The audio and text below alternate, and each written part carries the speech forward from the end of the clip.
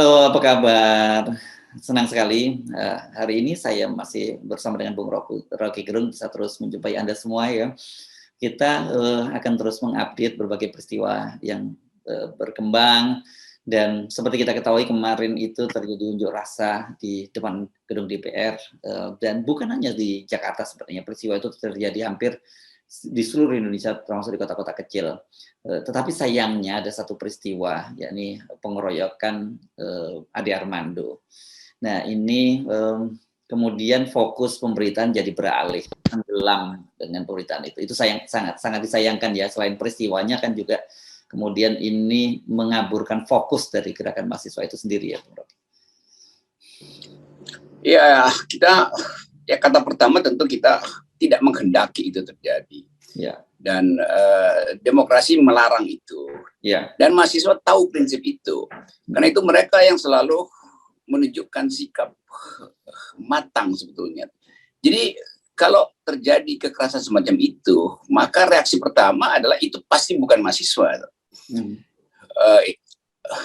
Postulatnya begitu. Kalau begitu urutan pikirannya adalah siapa yang melakukan itu tuh.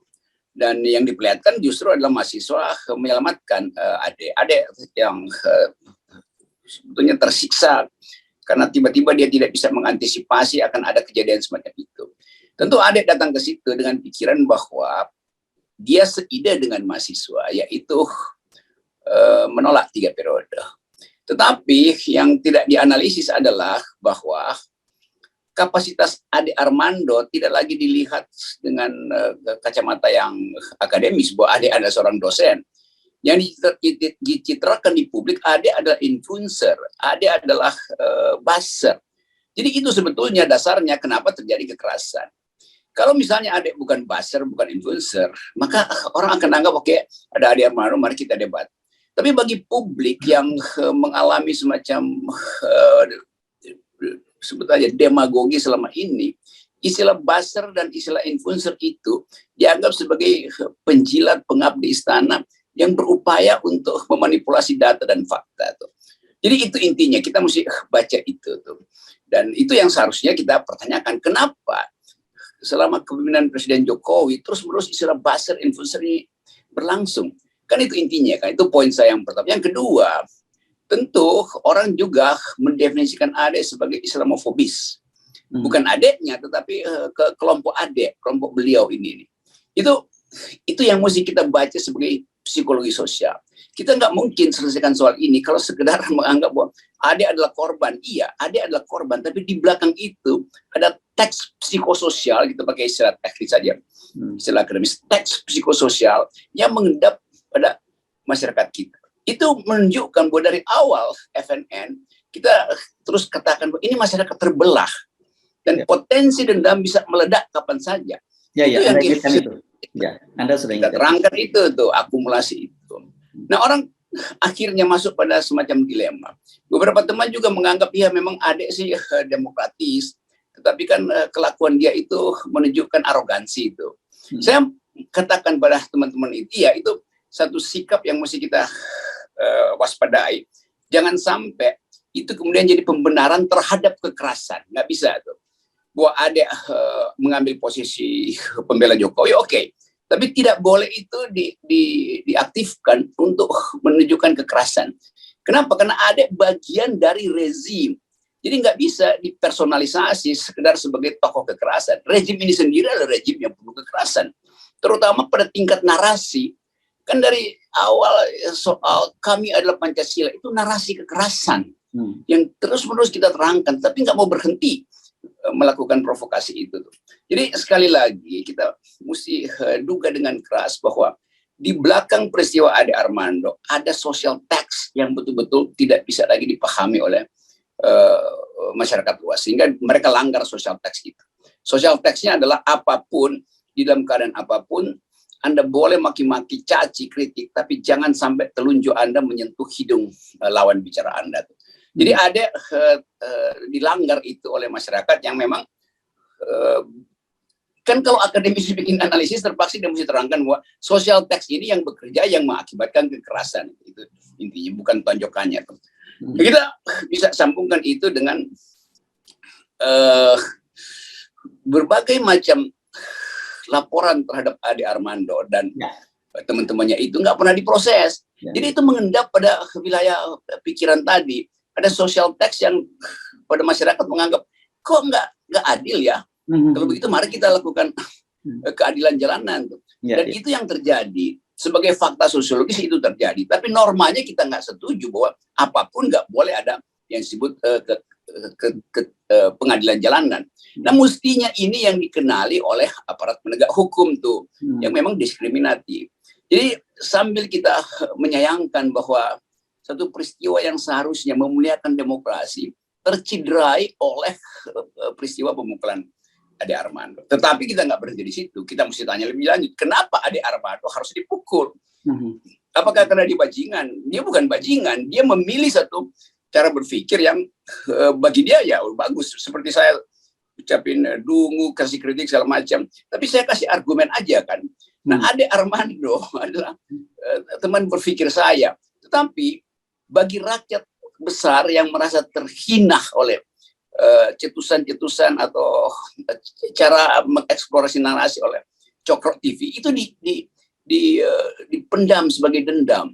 Nah, saya mau terangkan itu karena saya berkali-kali juga diperlakukan sama oleh Cokro TV itu, dihina, dicaci maki, diolok-olok segala macam itu, soal tanah sentul, soal macam-macam itu. Tapi saya anggap bahwa saya nggak melayani itu karena saya anggap itu kekonyolan. Tapi tidak semua orang mampu menahan threshold kejengkelan itu. Jadi sekali lagi kita ingin agar supaya peristiwa ini jadi pelajaran psikososial, itu pertama.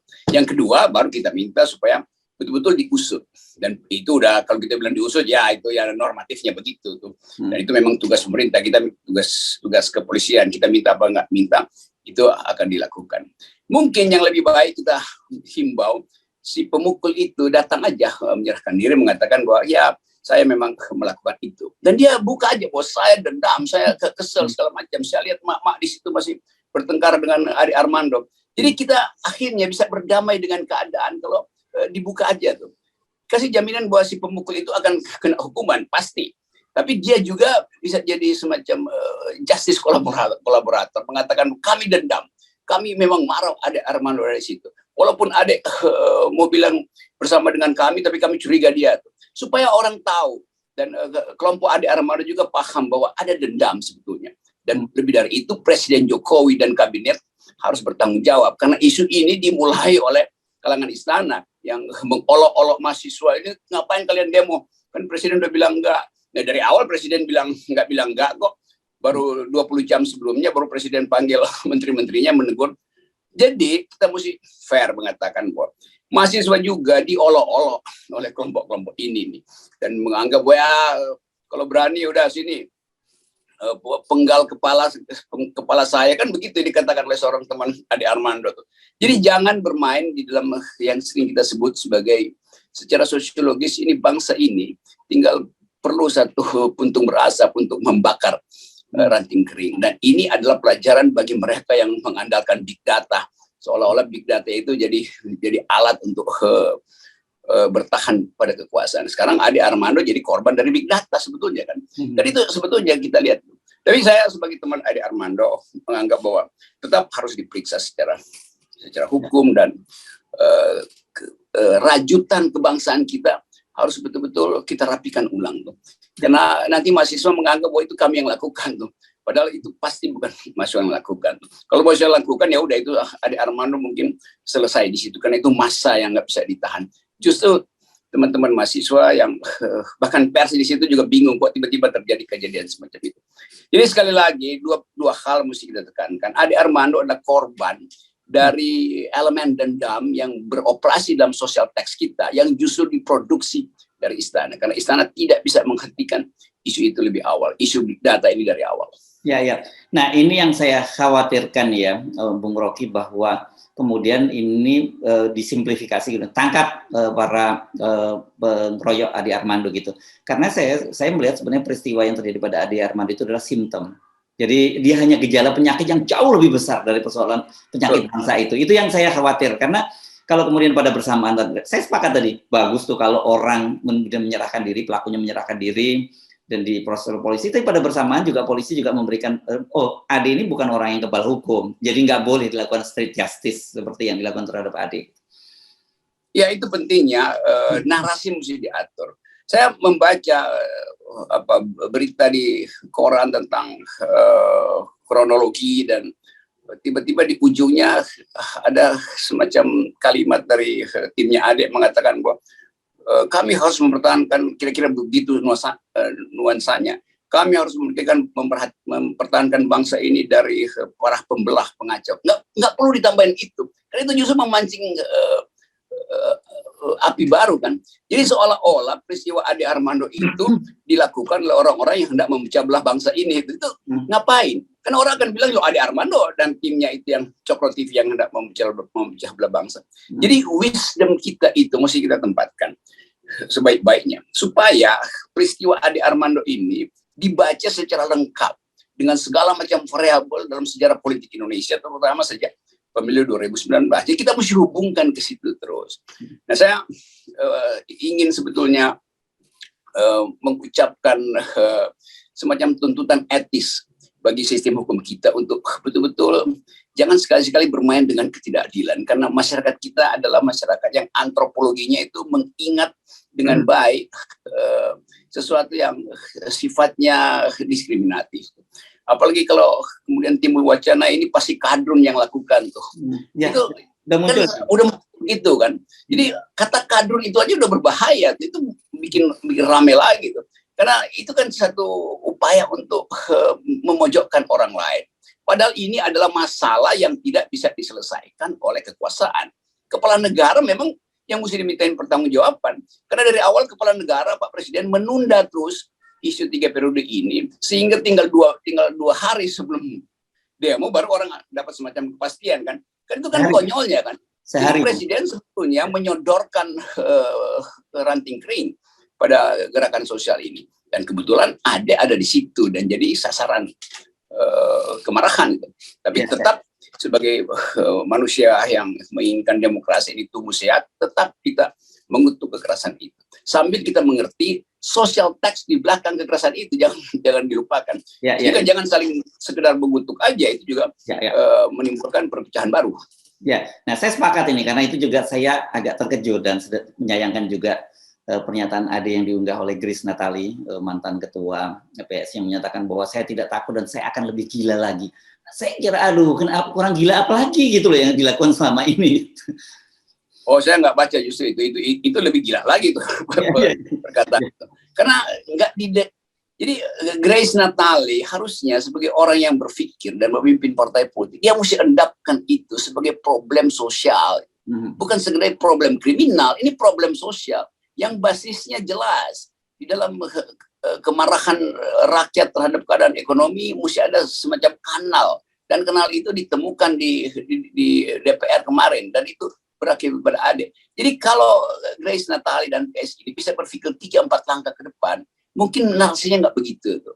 Saya lebih kenal Ade Armando daripada Grace Natali. Ade Armando teman saya dari tahun 79 di UI. Kita berbeda paham segala macam, tapi kita saling hormati aja tuh dan berupaya untuk saling menerangkan keadaan bangsa ini tuh. Nah, itu yang mestinya dipahami oleh Ibu Grace Natali itu. Dengan segala hormat, saya pernah memberi ceramah panjang lebar tentang keadilan sosial di partai itu sebelum partai itu beredar sebagai partai anak muda. Jadi saya mengerti keadaan itu. Juga teman-teman di Cokro TV kan banyak yang saya kenal sebetulnya. Tapi saya nggak pernah sentuh itu. Karena itu saya hanya kirim sinyal aja dan menimbulkan narasi yang seolah-olah menghina orang lain gitu.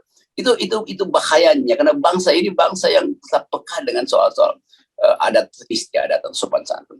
Saya terus-menerus dianggap sebagai juga menghina, mengatakan Presiden dungu. Iya, tapi saya mengatakan kebijakan Presiden dan Menteri dungu. Kebijakannya, saya nggak pernah menghina manusianya. Dan orang menganggap bahwa saya kadrun. Itu oke aja, nggak ada soal. Tapi di sisi lain, Ade Armando bahkan pernah menganggap saya ateis. Lalu bagaimana saya disebut kadrun tapi ateis kan? Jadi saya tetap anggap oke, ini permainan narasi di antara saya dan geng itu yang memusuhi saya. Tapi saya tahu saya bisa atasi secara argumen. Dan tidak mungkin saya paksakan orang lain punya argumen semacam saya. dalam keadaan rakyat itu seluruh akal sehat itu bisa tiba-tiba lumpuh. Nah, itu yang terjadi di depan DPR kemarin. Nggak perlu ada argumentasi. Begitu ada seorang emak-emak yang bercekcok dengan Ade Armando, orang langsung bela emak-emak. Itu psikologinya tuh. Mau salah atau benar tetap dianggap, kenapa Ade Armando mesti cekcok dengan ibu-ibu di situ. Saya kira itu awal peristiwanya. Kalau Ade Armando misalnya ya tapi udah lewat, ya mungkin bercanda sedikit-sedikit. Tapi itu juga mungkin juga nggak ada efeknya karena orang memang mengincar Ade Armando karena social tax di belakang Ade Armando menimbulkan perpecahan, kebencian. Tapi kita endapkan dulu itu sambil hari ini kita bikin refleksi bahwa bangsa ini sedang tumbuh itu. Nah, karena itu mereka yang relatif berpendidikan seharusnya mengawasi diri sendiri itu. Supaya jangan jadi penjilat itu, supaya jangan jadi memusuhi mayoritas, apalagi Islamofobi masih diedarkan terus, itu kita mesti buka itu.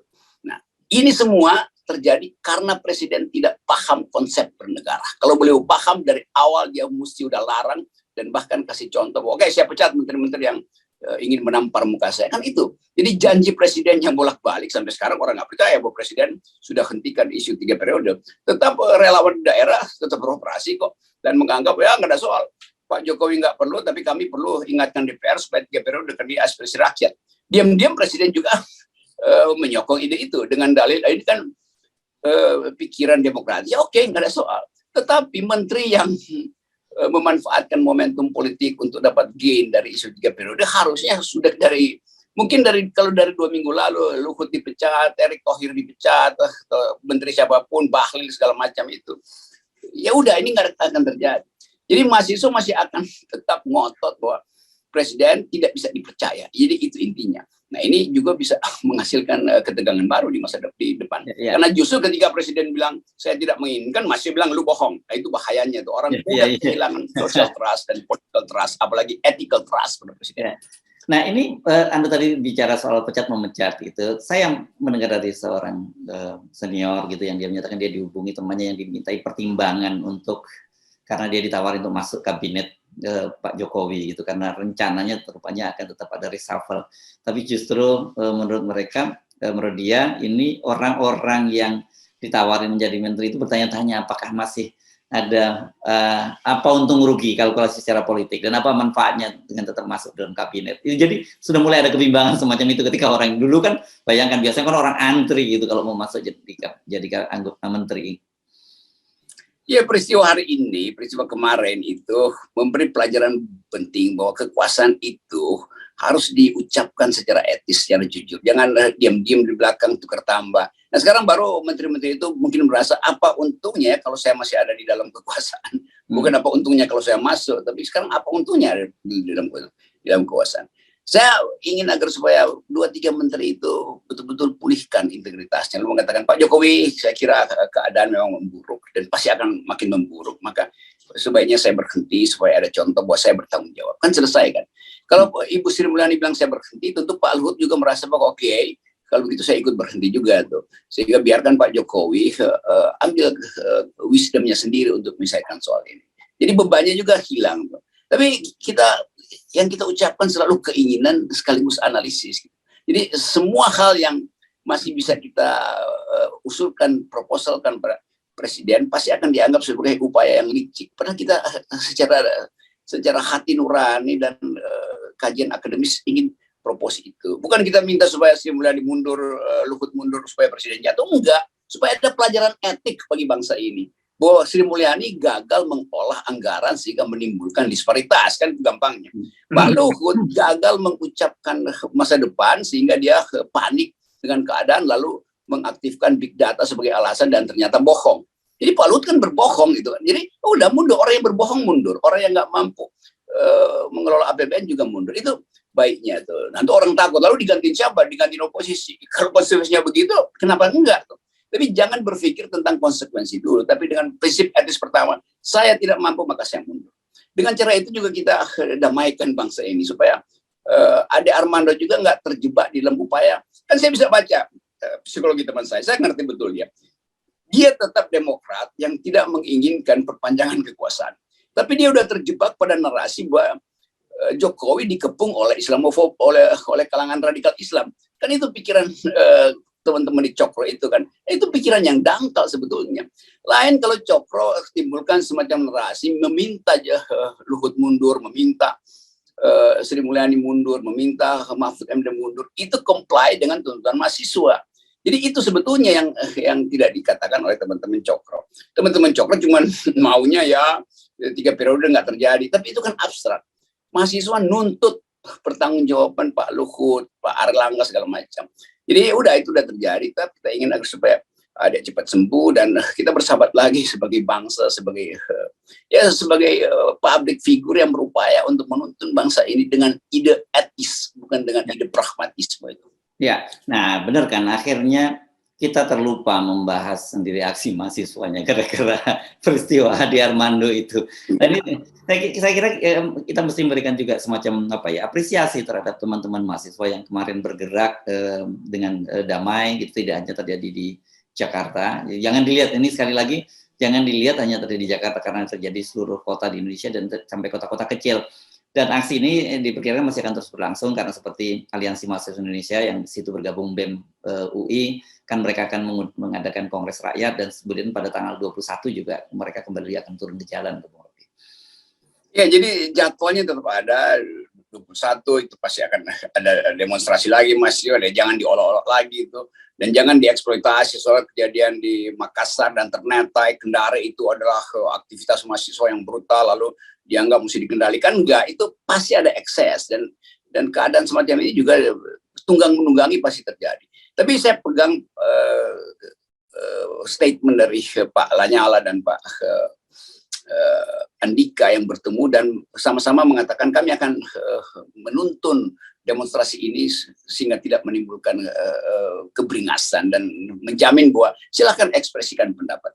Jadi itu jaminan pertama sehingga mahasiswa menganggap oke, dia akan lanjut 21 April dengan ide, dengan tuntutan tentu yang lebih masif tuh. Jadi selama misalnya orang seperti Luhut masih ada di situ ya tetap mahasiswa akan demo. Karena dianggap ya, Pak Jokowi kok nggak konsisten, melarang orang bicara, tapi orang paling dekatnya aja disuruh bicara, kan itu intinya kan. Demikian juga menteri-menteri yang gagal untuk menurunkan harga atau menteri perdagangan pasti dianggap bermain dengan oligarki sehingga dia diatur oligarki. Menteri Keuangan Ibu Sri Mulyani dianggap gagal mengelola hutang segala macam, harga-harga yang tidak bisa diprediksi dari awal. Jadi mau kasih argumen statistik apapun, tentu Ibu Sri Mulyani punya segala macam staf ahli statistik segala macam, demikian juga Pak Mahfud punya ahli. Tapi keahlian itu tidak lagi diperlukan sebagai keterangan ketika orang menuntut pertanggungjawaban etis. Ini bukan pertanggungjawaban teknis dari Menteri Keuangan atau Pak Mahfud yang tiap hari ngomong hal yang normatif, tapi ini pertanggungjawaban etis terutama dituntut dari Pak Luhut. Ya. Oke, Bung Rocky, saya kira ini jadi momentum ya. Saya sekali lagi itu peristiwa yang terjadi pada Ade Armando ini mestinya menyadarkan kita semua, menyadarkan terutama para penguasa, para penegak hukum. Sekali lagi saya mengingatkan bahwa itu hanya simptom. Jangan dilihat bahwa akar peristiwa itu justru persoalan besarnya. Ini berbahaya kalau menganggap bahwa justru akar persoalan besarnya adalah pada kasus pengeroyokan. Itu hanya simptom dan ini sebuah gejala penyakit dari penyakit yang jauh lebih besar daripada bangsa ini yang disebut sebagai pembelahan. Iya, itu istilah bagus sebagai simptom. Saya tadi pakai istilah social tax. Ya, yang di dalamnya, di dalam social tax itu ada kalimat pendek yang bernama Ade Armando. Jadi kita mesti bahas itu secara sangat komprehensif. Dan kita terangkan pada rakyat pelan-pelan supaya rakyat mengerti bahwa kita mesti hilangkan dendam. Dan cara menghilangkan dendam adalah dengan membangun ulang narasi kewarganegaraan, bukan sekedar narasi-narasi saling lempar tanggung jawab. Saya kira itu poin FNN refleksi pertama setelah demo. Ya, makasih Bung Rocky. Tetap 0. Oke.